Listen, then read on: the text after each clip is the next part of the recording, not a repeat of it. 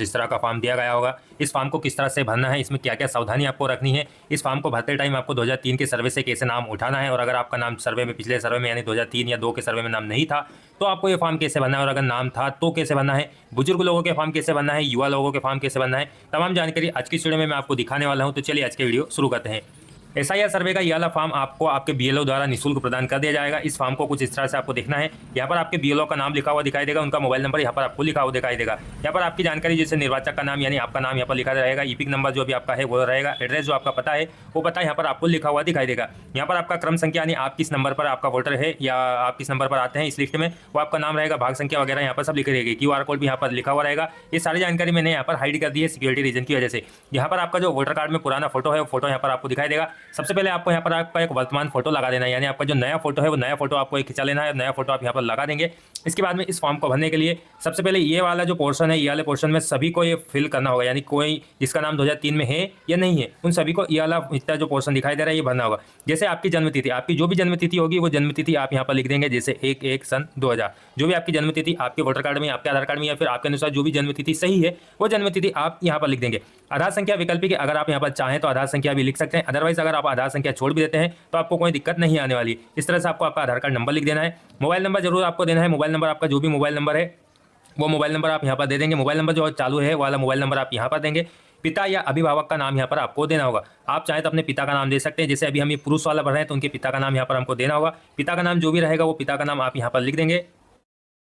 पिता का नाम यहाँ पर लिखने के बाद में पिता का जो ईपिक आईडी यानी वोटर कार्ड नंबर अगर आपके पास अवेलेबल है तो आप यहाँ पर लिख देंगे, नहीं है तो आप इसे ब्लैंक भी छोड़ सकते हैं। माता का नाम यहाँ पर आपको देना होगा, जो भी आपकी माता का नाम है वो माता का नाम आप यहाँ पर दे देंगे। इसके बाद में माता का ईपिक आईडी नंबर अगर अवेलेबल है तो वो ईपिक आईडी नंबर आपको यहाँ पर देना होगा। अगर आपकी शादी हो चुकी है और आपकी पत्नी का नाम भी आपके पास अवेलेबल है तो आप अपनी पत्नी का नाम भी यहाँ पर लिख देंगे, और पत्नी का जो भी ईपिक आईडी नंबर अगर उनका वोटर कार्ड बन चुका है तो उनका जो ईपिक आईडी नंबर है वो ईपिक आईडी नंबर आपको यहाँ पर देना होगा, या फिर आप चाहें तो उसे छोड़ भी सकते हैं। ये जरूरी नहीं, यहाँ पर लिखा है यदि उपलब्ध है, यदि उपलब्ध है तो दे सकते हैं, नहीं है तो नहीं देना। ये वाला जो पोर्शन है ये सभी को भरना कंपलसरी, यानी जिनका नाम 2003 में है या नहीं उससे कोई मतलब नहीं। आप अगर वोटर लिस्ट में आपके पास ये फॉर्म आया है तो ये पूरा आपको भरना होगा। ठीक है, इतना समझ लिया। अब इसके बाद में यहाँ पर बहुत सारे लोगों को कंफ्यूजन हो रहा है कि इसको कैसे भरना। इसमें लिखा है पिछले एसआईआर की मतदाता सूची में मतदाता का विवरण, यानी पिछली जो 2002 या 2003 आपके यहाँ पर जो भी हुई थी, हमारे यहाँ मध्य प्रदेश में 2003 में एसआईआर हुआ था तो 2003 की सूची हमारे पास दी गई है। इस सूची में अगर आपका नाम है 2003 के सर्वे में अगर आपका नाम है तो आपको ये वाला पोर्शन भरना है, और अगर आपका नाम 2003 की सूची में नहीं है तो आपको सिर्फ आपके जो रिश्तेदार का नाम यानी आपने जो पापा का नाम यहाँ पर लिखा था वो पापा का नाम आप यहाँ पर लिख देंगे। इसके बाद में उनका क्या रिश्ता है आपके साथ, जैसे आपके वो पिता है तो आप यहाँ पर पिता लिख देंगे। बाकी ये सब कॉलम आपको ब्लैंक छोड़ देना, यहाँ पर आपको इस तरह से खाली कर देना, इसमें यानी कुछ भी नहीं भरना। अब यहाँ पर लिखा है पिछले कॉलम में दिए गए रिश्तेदार का विवरण, यानी पिछले कॉलम यानी इस कॉलम की बात कर रहे हैं। यानी जैसे हमने पिता का नाम दिया है, आप यहाँ पर चाहे तो पिता का नाम लिख सकते हैं, या पिता का नाम भी अगर 3 के सर्वे में नहीं था तो आप दादा का नाम लिख सकते हैं, दादी का लिख सकते हैं, माता का नाम लिख सकते हैं। इन चारों में से किसी का नाम भी आप यहाँ पर लिख सकते हैं। अब यहाँ पर आपने अपने पिता का नाम दे दिया। पिता का नाम आपको यहाँ पर पिछले कॉलम में जो रिश्तेदार का विवरण यानी हमारे पिता का जो नाम है पिता का नाम आप यहाँ पर लिख देंगे।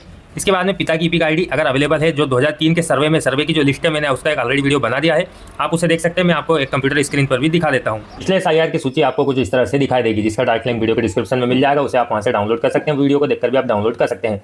यहाँ पर आप आएंगे तो जैसा कि मैंने आपको बताया मतदाता क्रमांक आपको यहाँ पर दिखा देगा, ये मतदाता क्रमांक है। इसके बाद में आपका जो कौन सा विधानसभा लगता था उस समय विधानसभा का नाम यहाँ पर आपको दिखाई देगा, विधानसभा क्रमांक आपको यहाँ पर दिखाई दे रहा है। इसके बाद में भाग संख्या, इस तरह से आपका जो भी नंबर है वो यहाँ पर आप लिख देंगे।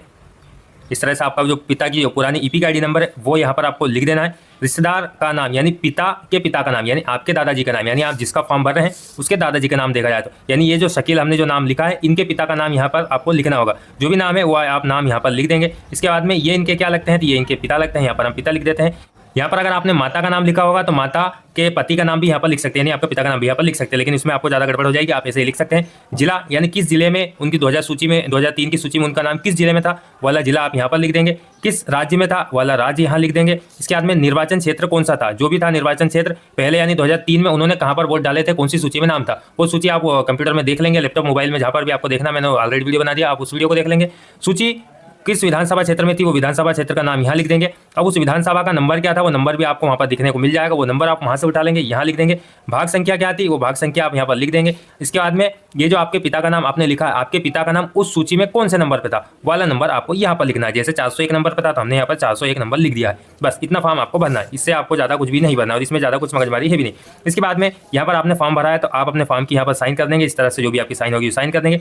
यहाँ आपके बीएलओ की साइन होगी, वो आपका बीएलओ जब आएगा फॉर्म को लेने जब वो आपके यहाँ पर साइन करा लेगा। सो ये बहुत आसान प्रक्रिया, एक बार मैं शॉर्ट में आपको समझा देता हूँ। जैसे यहाँ पर आपको जो बेसिक आपकी जानकारी है वो तो आपकी देनी होगी, जैसे डेट ऑफ बर्थ, आपका आधार चाहे तो दे सकते हैं, मोबाइल नंबर, पिता का नाम, पिता की ईपी का आईडी अगर नई वाली है तो वो भी दे सकते हैं, फिर पुरानी वाली अगर ये वाली है तो आप ये भी लिख सकते हैं, कोई सी भी लिख सकते हैं। माता का नाम देंगे, माता की ईपी का आईडी दे सकते हैं, पिता पत्नी का नाम अगर देना चाहते हैं तो दे सकते हैं और उनका भी ईपी का आईडी यहाँ पर लिख सकते हैं। यहाँ पर आपको कुछ भी नहीं करना है क्योंकि आपका नाम 2003 की सूची में नहीं था, तो इसे आपको कुछ भी नहीं भरना है। सिर्फ आप यहाँ पर पिता का नाम या दादा का या दादी का या माता का नाम लिख सकते हैं। ये लिखने के बाद में आपने यहाँ पर जो भी नाम लिखा होगा उसकी डिटेल यहाँ देनी होगी। जैसे आपने जो पिता का नाम लिखा तो पिता की ईपी का आईडी, पिता के पिता का नाम और वो क्या लगते हैं पिता के, तो पिता लगते हैं, पिता लिख दिया। इसके बाद में किस जिले में उनकी किस सूची में नाम था वो वाली जानकारी आप यहाँ देंगे, किस विधानसभा में उनका नाम था वो जानकारी देंगे, किसने उस विधानसभा का उस समय का क्रमांक क्या था वो संख्या यहाँ लिखेंगे, भाग संख्या क्या थी यानी कहाँ पर उनके वोट डले थे वो लिखेंगे, किस क्रम पे उनका नाम था वो लिखेंगे और लास्ट में आपको यहाँ पर सिग्नेचर कर देना है। और आपका जो नवीनतम फोटो है वो नवीनतम फोटो आप यहाँ पर लगा देंगे।